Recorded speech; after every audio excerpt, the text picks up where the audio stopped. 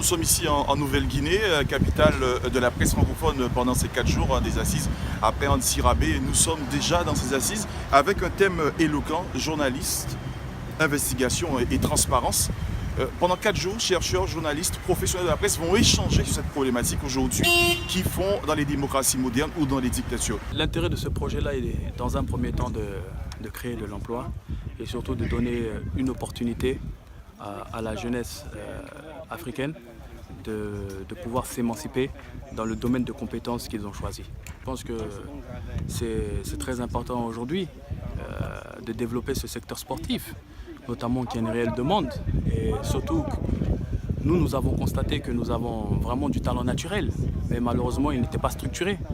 Donc l'idée pour nous était de mettre en place une réelle structure qui pourrait éventuellement à long terme pouvoir nous servir et servir notre nation et surtout donner une opportunité à chaque jeune du pays de s'en sortir et de faire quelque chose de sa vie et contribuer au développement même de sa famille. Ça, c'est l'objectif majeur pour nous. Comme je vous l'ai dit, un tel investissement est synonyme d'une vision bien précise. Donc nous, ce que nous souhaitons, c'est nous ouvrir sur le monde. Voilà, notre modèle aujourd'hui sont des modèles africains et européens. Lorsque je prends par exemple l'INF Clairefontaine, lorsque je prends l'INSEP, voilà, sont des écoles d'élite. Donc pourquoi pas une école d'élite aussi au niveau de la Guinée et au niveau de l'Afrique de l'Ouest, alors que nous avons des talents qui poussent ici naturellement tous les jours. Ça me rappelle la métropole, Clairefontaine, où il y a des infrastructures qui sont en place. Et ça me touche aussi, je me dis qu'en Afrique, ils ont compris, des partenaires privés arrivent à se mettre ensemble pour créer de telles infrastructures qui vont permettre aux jeunes de quitter la rue, d'essayer de progresser par la suite, de tenter une carrière professionnelle en Europe, aux États-Unis. Et ceux qui ne perceront pas en Europe ou aux États-Unis pourront également jouer dans les meilleures équipes africaines. Je dis qu'aux Antilles, on a tant de talents, tant de footballeurs, tant de jeunes qui rêvent d'être pros. On aurait pu avoir ce genre de structure. Des projets ont existé, ils n'ont pas vu le jour. Je crois qu'il y a suffisamment de personnes qui ont des moyens dans notre île et même les autorités peuvent faire quelque chose pour qu'on ait une structure. Peut-être pas une structure qui ressemble à celles qui sont créées en Afrique, mais quelque chose qui serait à l'échelle de notre département et qui permettrait aux jeunes de rêver sur place. Et en rêvant, on peut faire plein de choses. Et on peut avoir de futurs Jocelyn Gloma, Thuram, Henry. Non, moi je dis que c'est magnifique. Le cadre est idyllique, un terrain d'entraînement, un terrain pour accueillir les équipes nationales. Bravo à la Guinée et bravo à ces investisseurs privés qui osent pour leur pays. Le sport, c'est également de l'économie. Quand vous faites venir, ils sont en train de construire une tribune, 500 places derrière vous, à peu près un peu moins de l'autre côté. Ça fait venir du public quand il y aura des matchs, puisque l'équipe qui va accueillir cette académie aura une équipe première, il y aura des matchs, des équipes nationales vont venir se mettre au vert, donc ça fera venir du public de tout pays et ça rapportera des devises au pays, d'autant plus qu'en 2023, la Guinée va accueillir la CAN, la Coupe d'Afrique des Nations.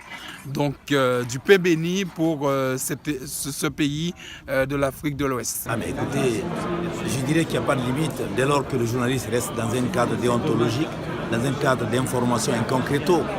Maintenant, il y a des limites quand il y a des attaques abdominales, quand il y a des atteintes à la vie privée, donc tout ce qui est proscrit par la loi. À part ça, un journaliste est libre dans son action pour justement rechercher cette nécessité d'apporter des informations à la population. Ouais, ma position est très claire là-dessus. On ne va pas restreindre les journalistes. La liberté des journalistes est garantie. Il y a une loi qui a été votée en 2010, je l'ai bien dit. Il y a la dépénalisation, mais au-delà de la dépénalisation, il y a la liberté d'action des journalistes qui est absolument garantie par la loi. Maintenant, cette liberté ne veut pas dire aussi qu'il faut faire n'importe quoi. Il y a, comme à tout principe, il y a effectivement des tempéraments, il y a des limites. limite quand ça touche justement à la violation d'un certain nombre de règles ou de lois, tout simplement. Le principe demeure. Alors il a été animé pour deux raisons.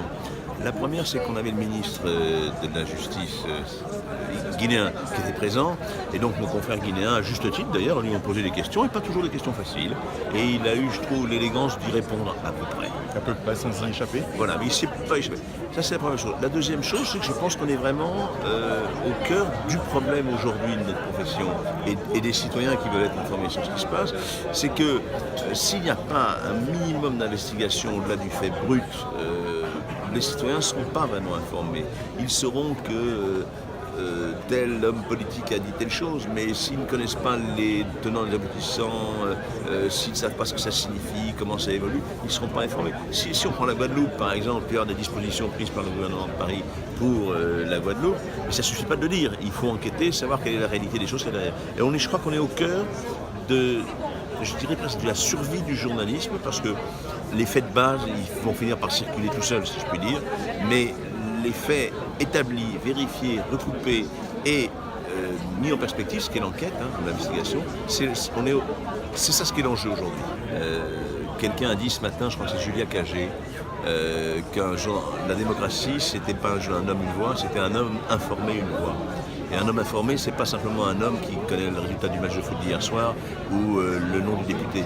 C'est quelqu'un qui peut juger de ces événements en citoyen parce qu'il a les temps et les aboutissants. Donc on est vraiment là sur un problème qui est très important pour l'avenir. Et les médias nouveaux apportent beaucoup de bonnes choses et aussi des risques. Les bonnes choses, c'est énormément de sources nouvelles. On peut contacter beaucoup de gens qu'on n'aurait pas contactés autrement. On peut recouper plus vite des informations. Enfin, vous connaissez tout ça. C'est un public plus vaste, etc. C'est une concurrence plus rude et la concurrence, elle pousse à être exigeant pour être meilleur et pour être plus rigoureux. Maintenant, il y a des risques, c'est que sur les médias sociaux, il y a des gens qui s'expriment et qui ne sont pas forcément des gens qui s'expriment dans le seul souci d'informer le public, mais qui ont un agenda différent, respectable, mais différent. Je pense qu'il a toujours existé, qu'il est aujourd'hui... il a aujourd'hui des moyens supérieurs à ce qu'il y avait autrefois. Autrefois, quand vous faisiez une investigation, par exemple, sur le financement de l'État, il fallait vous plonger dans des liasses de papier, aller enquêter, retrouver tel fonctionnaire qui avait publié telle chose, etc. Aujourd'hui, les outils numériques permettent, par exemple, à travers le data journalisme, de faire beaucoup plus vite ce type d'analyse, ce type de choses. Donc je pense que là, les outils numériques donnent aux journalistes d'investigation une pertinence, comment dirais-je, un matériel qu'ils n'avaient pas autrefois. Mais bon, ça n'est pas tout non plus. Il faut à un moment donné aussi que le journaliste reste, comment dirais-je, sur ses fondamentaux, c'est-à-dire recouper, vérifier, douter et travailler simplement dans l'intérêt du public. Je ne vois absolument pas pourquoi ça ne serait pas applicable partout. Si on a envie de vivre dans une société démocratique où les gens sont maîtres de leur destin, leur donner une information complète qui leur permet d'agir en tant que citoyen, ça vaut pour tous les citoyens du monde. Et c'est applicable en Guadeloupe, c'est applicable ici en Afrique, c'est applicable en Europe, avec plus ou moins de facilité après, selon les circonstances politiques, les circonstances économiques. Mais c'est applicable partout, oui, bien sûr. Il faut y tendre à un monde, si je puis dire, en étant un peu utopiste, où cela qui se répandent. Moi, je ne suis pas partisan du tout de la régulation d'Internet, parce que je pense que c'est un espace d'expression libre. On a déjà la presse classique qui est déjà régularisée, bien rodée, et que cet espace, c'est un espace qui appartient à tout le monde, que tout le monde pourrait s'exprimer. Ça ne veut pas dire qu'il n'y a pas de la réglementation. La réglementation existe déjà dans la presse classique. Il y a le code de la presse, il y a le code pénal qui sont là pour réglementer. Il ne fallait pas en rajouter un autre code pour encore rétrécir cet espace que je considère qui est un espace de liberté pour tout le monde, pas seulement pour les journalistes. Moi, je pense que le web, c'est un grand avantage parce que ça nous a permis d'avoir accès à des informations auxquelles c'était pas possible d'y avoir accès. Actuellement, quand on veut commencer n'importe quelle recherche ou n'importe quel travail journalistique, on passe par le web, on accède aux bases de données, on accède aux registres de commerce pour pouvoir on accède aux législations, on accède à tout. C'est une bonne source d'information. Ça ne veut pas dire qu'on va prendre tout ça en vrac. Il faut quand même, là, ça rentre la capacité du journaliste à recouper, à vérifier les informations, à les analyser et à en faire un travail journalistique qui respecte la déontologie journalistique. Donc moi je suis pour le web. Le web c'est une source inestimable d'informations. Il faut quand même être vigilant parce que c'est aussi, il y a l'autre revers de la médaille que et c'est un espace aussi pour véhiculer de la fausse information, des rumeurs, pour semer de la zizanie, mais ce n'est pas pour autant une excuse pour le réglementer, le fermer, y mettre des lois trop strictes. C'est un espace pour tous, pour les journalistes, pour les citoyens, pour les activistes, pour quelle personne sur cette planète. C'est-à-dire que ça ne leur viendrait pas facilement de se convertir en journaliste d'investigation, mais je pense que les femmes ont moins haute que les hommes, ont cette capacité d'être plus patientes et donc elles cherchent des niches, des segments où elles peuvent vraiment faire un travail sans être pressées par les médias, l'information immédiate, par les scoops et par la nécessité d'avoir immédiatement à divulguer une information. Je crois que l'espace de journalisme d'investigation, ça leur donne la possibilité de chercher, d'aller en profondeur, de voir plusieurs sources, d'explorer un sujet et de faire ça dans les règles de l'art, en respectant la déontologie et de révéler quelque chose qui n'était pas révélé par d'autres et essentiellement par d'autres confrères qui sont peut-être dans les médias et dans la divulgation immédiate. Je pense que c'est une chance pour les femmes aujourd'hui si elles peuvent s'investir dans le journalisme d'investigation parce que ça va valoriser leur travail, ça va leur donner un plus dans leur carrière journalistique. Et puis, il y a des sujets très sensibles. Il y a des sujets de femmes, en fait, que les hommes ne peuvent pas... Il y a des environnements.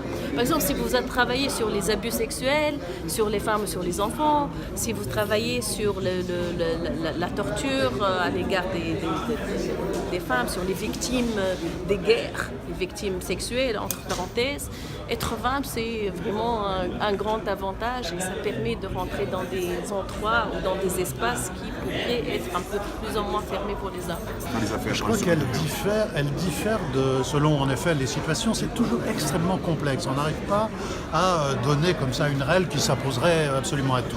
Alors que ce qui doit être vraiment la règle générale, c'est l'intérêt public. Est-ce que ce qu'on sort, c'est une guéguerre entre deux entreprises, entre telle ou telle puissance ou telle autre, etc. Ou est-ce que c'est vraiment pour l'intérêt public, pour l'intérêt général? La deuxième, c'est une question de conscience. C'est de se dire, est-ce que je mets en jeu vraiment l'intérêt, là aussi l'intérêt général du pays, l'intérêt général de l'économie, mais en même temps, il ne faut pas se faire prendre aux fausses raisons patriotiques qui disent « Ah ben, je défends cette entreprise ou j'essaie de nuire à l'autre parce qu'elle n'est pas de mon pays, ou etc. » Donc il faut avoir toujours la conscience, la règle générale, c'est de suivre sa conscience et surtout de la suivre, comme l'a très bien dit l'un des orateurs, la suivre ensemble. C'est-à-dire être au moins 3, 4 ou 5 expérimentés, dès qu'il y a un cas de conscience, à se le poser pour le résoudre et pour prendre la bonne décision, qui est quelquefois la moins mauvaise des décisions. Et cette décision, quelqu'un l'a très bien montré, elle peut aller, c'est rare, mais elle peut aller jusqu'au silence, jusqu'au fait de dire « mais mon information donnerait plus de mal, ferait plus de mal à la justice, plus de mal à l'équité que le fait d'informer à tout prix sur telle ou telle chose ».